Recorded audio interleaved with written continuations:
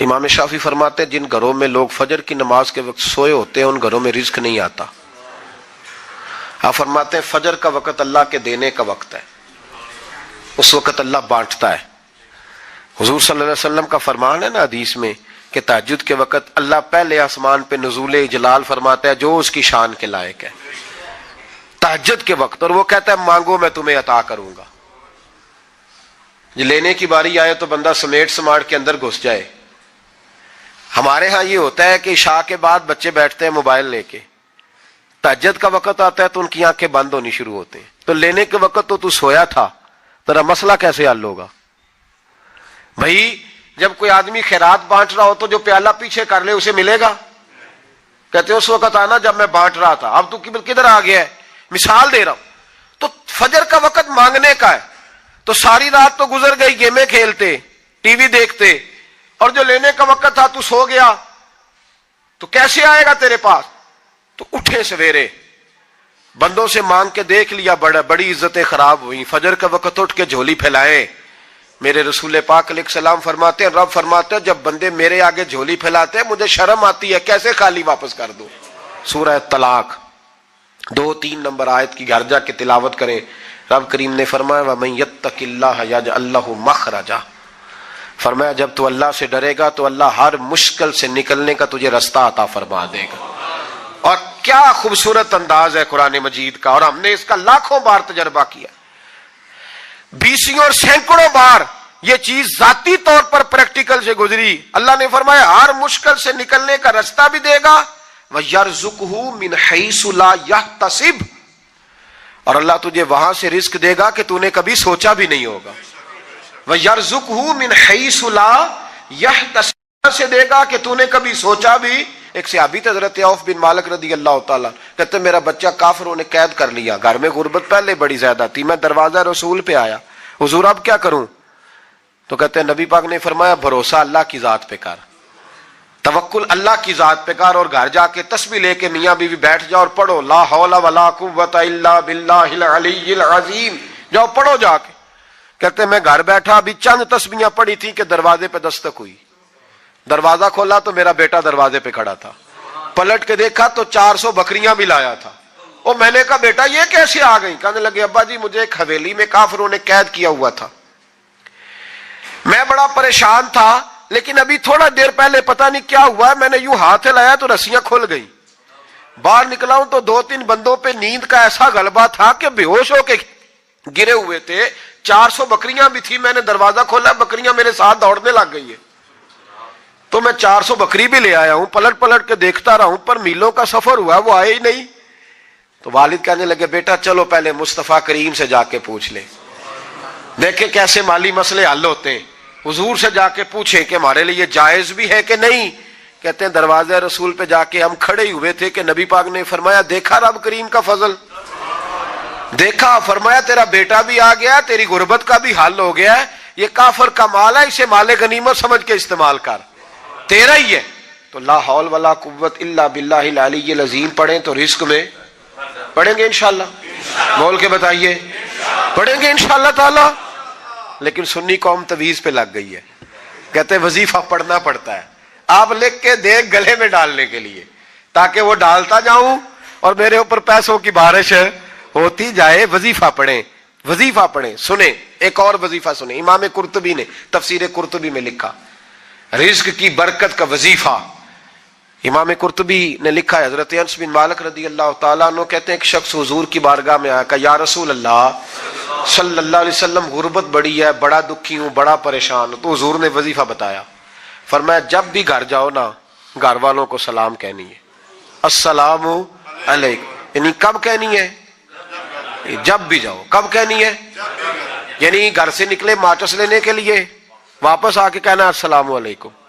پھر گھر والوں نے کہا ہو یاد نہیں رہا تھا وہ تو چینی بھی ختم ہو گئی ہے، پھر گئے چینی لینے تو واپس آ کے پھر السلام علیکم. انہوں نے کہا خو ناراض نہ ہوئیے گا، پتی بھی نہیں چائے کی. اب واپس گئے تو پھر واپس آ کے کیا کہنا ہے؟ تو نبی پاک صلی اللہ علیہ وسلم نے فرمایا جب بھی گھر جا السلام علیکم کہے اور 3 دفعہ سورۃ اخلاص پڑھ دے. اور سورت بھی وہ بتائی جو سب کو آتی ہے، قل هو اللہ احد اللہ الصمد لم یلد ولم یولد ولم یکن لہ کفوا احد. 3 دفعہ یہ پڑھ دے. صحابی بڑے سیانے تھے, بڑے مسئلے حل کرتے تھے ہمارے, فٹافٹ بول پڑے وہ صحابی, کہنے لگے حضور میری تو چھوٹی سی فیملی ہے, کئی دفعہ بچے گھر نہیں ہوتے, ننھیال گئے ہوتے ہیں, تو پھر کیا کروں؟ حضور نے فرمایا جب گھر میں کوئی نہ ہو تو اپنے نبی پہ درود و سلام پڑھ دینا, تیرے نبی کا کرم تو تیرے گھر میں ہوگا نا. حضرت انس بن مالک رضی اللہ تعالیٰ عنہ فرماتے ہیں کہ ہم انتظار میں تھے کہ بندہ واپس آئے اور رزلٹ بتائے. کہتے ہیں وہ کچھ دنوں کے بعد واپس آئے تو عجیب بات کی انہوں نے. ہمسایوں سے کئی دفعہ بندے کی نہیں نا اتنی بنتی, اور کئی دفعہ لگتا ہے کہ میرا ہاتھ اوپر ہی رہے, یہ کہیں مجھ سے تگڑے نہ ہو جائے. کہتے ہیں وہ آئے تو نبی پاک صلی اللہ علیہ وسلم نے کہا کیا حال ہے تیرا؟ تو عرض کرنے لگے یا رسول اللہ صلی اللہ علیہ وسلم وظیفہ تو میں نے اپنے لیے پوچھا تھا اور میرے تو ہمسائے بھی امیر ہو گئے. حضور وہ تو میں نے اپنے لیے پوچھا تھا اور میرے دائیں بائیں والے لوگوں کو بڑی برکت ہوئی ہے. تو میرے محبوب مسکرانے لگے. حضور فرمانے لگے گویا برکتیں تیرے گھر میں جب برسی ہیں تو چھن چھن کے ان کا فیض اللہ نے تیرے ہمسایوں کو بھی عطا فرمایا. مشکل تو نہیں وظیفہ؟ کیا کرنا ہے؟ نہیں تو نہیں آکھنا مشکل لگتا مینوں نہیں, تسی کر دینا سلام لو, تسی کہنا بندے اسی ہیں تے سلام اسی لویے, تسی لو جاؤ کے دوبارہ گھر جا کے کیا کرنا ہے. چلے کچھ نہ کچھ 55% بولے ہی ہیں ماشاءاللہ. کیا کریں گے؟ السلام اور پھر کیا پڑھنا ہے؟ سبحان اللہ. 3 دفعہ سورۃ اخلاص پڑھ دیں, فرمایا اللہ برکت پیدا کر دے گا. اب سنیں, ایک دوست آئے, کہنے لگے حضرت جی بڑے پیروں کے پاس گیا ہوں, مالی مسئلہ حل نہیں ہوتا. تو میں نے کہا میں تجھے نبی پاک کی بارگاہ میں نہ لے جاؤں, پیروں کے پیر کے پاس نہ چلے جائیں. میں نے کہا سن تیرا مالی مسئلہ حضور حل کر دیتے. مشکات میں حدیث ہے, ایک صحابی نے کہا حضور غربت ہے, فرمایا روز رات کو سورۃ واقعہ پڑھ, تیرے گھر میں فاقہ نہیں آئے گا. اور یار بتاؤ جب نبی پاک نے کہہ دیا نہیں آئے گا تو آئے گا, حضور نے کہہ دیا نہیں آئے گا تو آئے گا, اللہ اکبر, آ ہی نہیں سکتا. تو وہ والا وظیفہ پڑھ جو مصطفیٰ کریم نے بتایا ہے, اور رب کریم کی بارگاہ میں گویا نیت ہو کہ یا اللہ میں کوئی خود تو نہیں نہ پڑھ رہا, تیرے نبی نے بتایا ہے. سورۃ واقعہ پڑھ, تیرے گھر میں فاقہ. حضرت عبداللہ ابن مسعود رضی اللہ تعالیٰ عنہ بیمار ہو گئے, شدید بیمار, اور بیٹیوں کے باپ تھے, بیٹیاں زیادہ تھیں.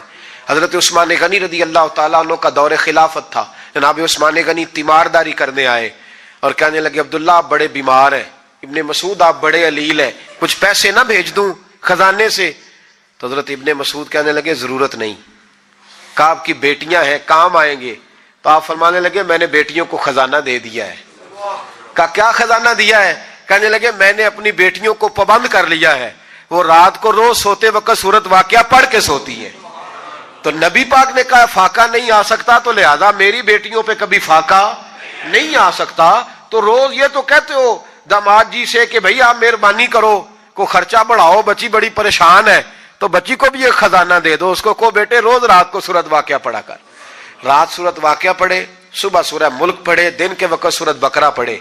میرے نبی پاک صلی اللہ علیہ وسلم نے فرمایا جس گھر میں سورۃ بقرہ پڑھی جائے جن تو کیا شیطان بھی دوڑ جاتا ہے. تو کوئی جادو اثر کر سکتا ہے؟ تو ان وظیفوں پہ عمل کریں جو نبی پاک صلی اللہ علیہ وسلم نے ہمیں عطا کیے ہیں.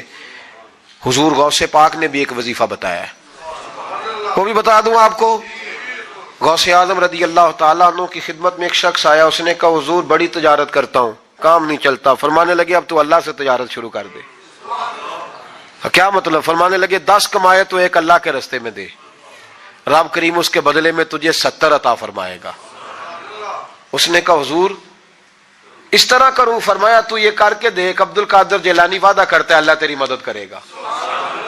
غلام کہتے ہیں وہ 6 مہینے کے بعد آیا. پہلے جب آیا تھا تو پیدل آیا تھا, 6 ماہ کے بعد آیا تو 6 اونٹ تھے اس کے پاس, اور آ کے حاضر ہوا تو کہنے لگا حضور زندگی پتہ نہیں کہاں گزار دی, کاروبار کا تو مزہ ہی اب آیا ہے, اب مزہ آیا ہے کاروبار کرنے کا, اب مزہ آیا ہے. کہ 10 میں سے 1 دیتا ہوں, پتہ نہیں کتنا مہربان ہے. اور یہ آیت ہے وَيَرْزُقْهُ مِنْ حَيْثُ لَا يَحْتَسِبُ, تجھے وہاں سے دے گا کہ تیرا کبھی گمان بھی نہیں گیا ہوگا. روحانی معاملات کو بھی ضرور شامل حال رکھیں. اللہ کریم نے قرآن مجید میں فرمایا ہے کہ لَقَدْ مَنَّ اللَّهُ عَلَى الْمُؤْمِنِينَ إِذْ بَعَثَ فِيهِمْ رَسُولًا فرمایا تحقیق اللہ نے مومنوں پر احسان فرمایا ہے کہ انہیں اپنا رسول عطا فرمایا۔ اس کا صرف ترجمہ کبھی بندے کی سمجھ میں آ جائے نا تو سارا میلاد اس کی سمجھ میں آ جاتا ہے۔ صرف اس آیت کا آسان سادہ ترجمہ اگر سمجھ لیا جائے کہ رب کہتا ہے میں نے احسان کیا تم پر، تمہیں اپنا رسول دے دیا ہے۔ وہ دو عالم کی رحمت ہیں، وہ جہاں چاہتے وہیں رہتے، یہ تو ان کی مہربانی ہے کہ یہ عالم پسند آیا۔ نبی پاک صلی اللہ تعالی علیہ وسلم ہمارے اوپر رب کا سب سے بڑا احسان ہے، اور اللہ تبارک و تعالی نے سسکتی، تڑپتی، بے چین، پریشان، تکلیف میں مبتلا اپنی مخلوق پر رحم فرمایا اور رسول کریم عطا فرمائے۔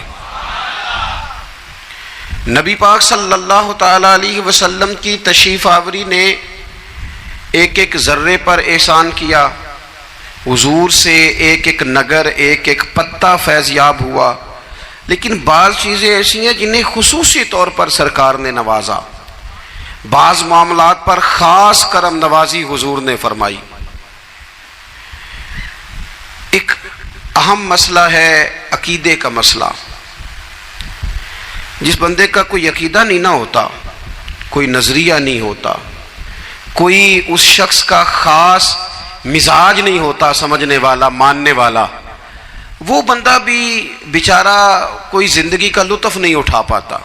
اس کا کوئی نظریہ ہی نہیں ہے، کوئی سوچ ہی نہیں ہے، کوئی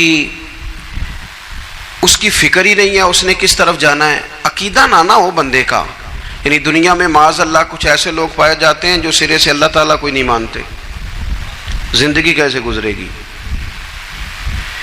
وہ اپنی توجہات کا قبلہ کسے بنائیں گے؟ اور پھر دنیا میں کچھ لوگ ایسے گزرے جو کئی خداؤں کے قائل، کئی، اور پھر اہل عرب کا تو یہ حال کہ 360 بتوں کے سامنے جھکتے۔ مجھے بتائیے جس بندے کو یہی خبر نہ ہو میرا خالق اور مالک کون ہے، جس کو یہی پتہ نہ ہو کہ میرا رزق کہاں سے آتا ہے، میں نے مانگنا کہاں سے ہے، جسے یہ خبر ہی نہ ہو کہ میری دعاؤں کا رخ کس طرف ہونا چاہیے، اس کی بھی کوئی زندگی ہے؟